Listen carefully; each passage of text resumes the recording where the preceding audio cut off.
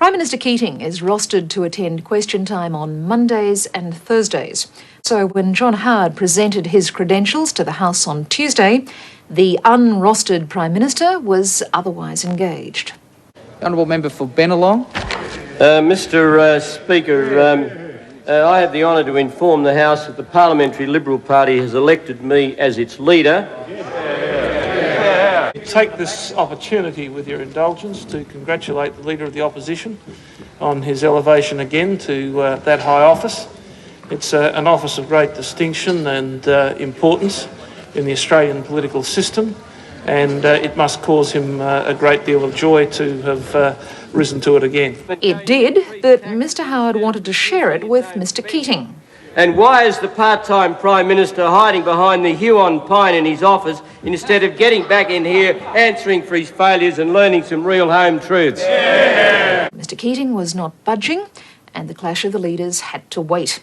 A few initial skirmishes broke out. And I think most people are going to say, well, he's got to be chicken if he's not prepared to face up to the resurgent John Howard on behalf of the opposition. Mr Speaker, if this place was a battleground and the Prime Minister were a military officer, he would face court-martial for cowardice in the face of the enemy. On Thursday, Mr Keating took question time and quickly turned his attention to Liberal leaders, past and present. Downer vows a fresh start. How are you going over there, Curly? Old darling. Mr Howard had a bit of advice of his own for the Prime Minister. He moved a censure motion and set the tone for what was to come. I ask leave of the House to move a motion forthwith that this House censures the Prime Minister. Leave granted. Leave is granted. Order. You're going to bring it on? Bring it on! You're going to bring it on? Order. You're going to just yes or no. You're going to bring it on. Give him your seat. You're going to take it. You're going to take it. Take it. Take it. Take it. Take it. I will, of course, join issue with him with pleasure. Leader of the Opposition. He has behaved as though he presides like a triumphal, successful emperor over the greatest economy that the world has ever seen. The Prime Minister is very fond of quoting history. Well, let me just say one thing to him about that. You can rabbit on as much as you like about the past. The more you talk about the past, the more you proclaim your embarrassment about the present and that you have nothing to say about the future. So you can go on, you can rabbit on, you can talk about 1981, you can talk about John Howard and Malcolm Fraser, you can talk about Sir Henry Parkes and the Prophet Moses. And there is one thing that the Australian people can't understand, and if you took time off from your political hobbies and you became a full-time Prime Minister again instead of a part-time Prime Minister, you might spend a little bit of time going around talking to the Australian people. And what they would say is a very simple thing is, I don't understand this. What the Australian people can't understand is why should they have to suffer the indignity, the denial and the disappointment of a bare 5 minutes of economic sunlight and then it's on again. This man is so utterly out of touch. This man is so arrogant. This man is so insufferably indifferent to the plight of ordinary Australian people that he's certainly insufferable to the plight of timber workers, and reminds me of that famous saying of the Leader of the House's father when he was lamenting the state of the Labor Party, and he said, when I joined the Labor Party 40 years ago, it was run by the cream of the working class. It's now dominated by the dregs of the middle class. Then it was Mr Keating's turn. It will take more than the recitation of glib lines from a person without any original political thoughts.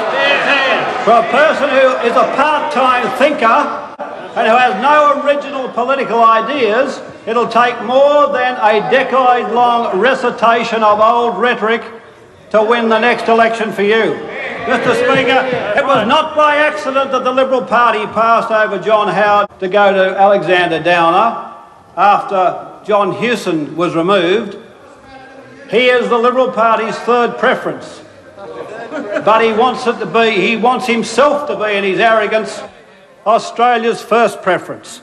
Mr. Speaker, this is the man who left behind, after 7 years of opportunity, a moribund, inward-looking industrial graveyard. The Australian economy today is 40% more competitive than when he was in office. He had the temerity to talk about tax cuts. This is the man who in the 1977 election said, ring up and find out how much of tax cuts will be. The Sydney Morning Herald with the hand holding the fistful of dollars. And then he took them away 5 months later. I mean, you humbug. You humbug. When I became Treasurer, he was like a man reborn. He sat on the opposition benches to thank God somebody else could inherit the problem and do something with it. And here it is, after 12 years of change, 12 years that has made us now the fastest growing economy in the Western world, with the lowest inflation rate.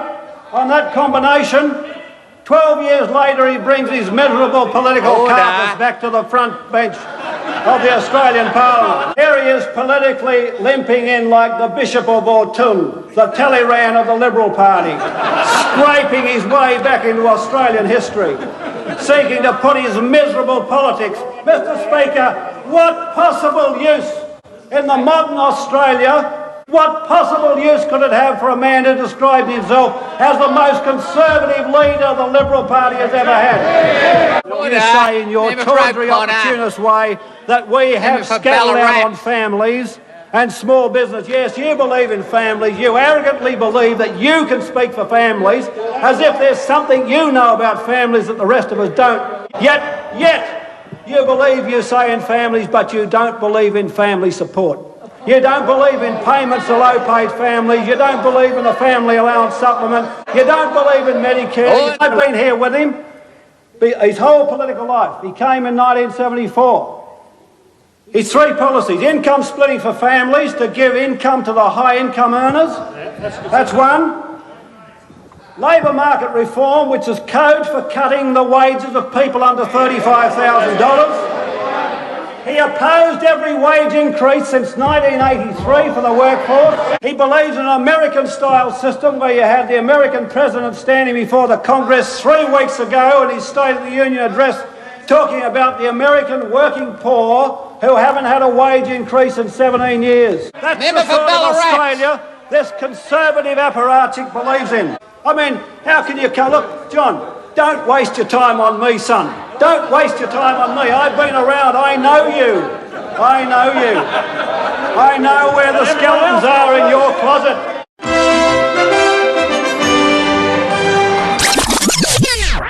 And what he said is the same sort of thing the Shadow Treasurer said before Christmas when he advocated well, don't be too noisy over there. Yeah. Order, the Deputy Leader of the Opposition. You're so macho. Twice you've had a chance to take the opposition leadership. The first time you rang your friend next to you and offered it to him. This time you sat overseas while John got it from Hawke's Nest. Now, when I told our caucus last year that you were a low-altitude flyer, I was right, wasn't I? The Prime Minister resume his seat. The Prime Minister will resume his seat. Resume your seat. The Prime Minister said he was concluding. I invite him to do so. Mr. Speaker, the best I can advise the Shadow Treasurer is leave the budget to the government. All you need to do is kick it through the Senate when it turns up.